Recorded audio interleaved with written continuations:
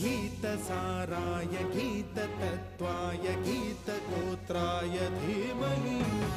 गूढगुल्फाय गन्धमत्ताय गोजयप्रदाय धीमहि गुणातीताय गुणाधीशाय गुणप्रविष्टाय धीमहि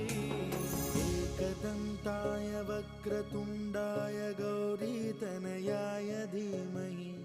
गजेशानाय बालचन्द्राय श्रीगणेशाय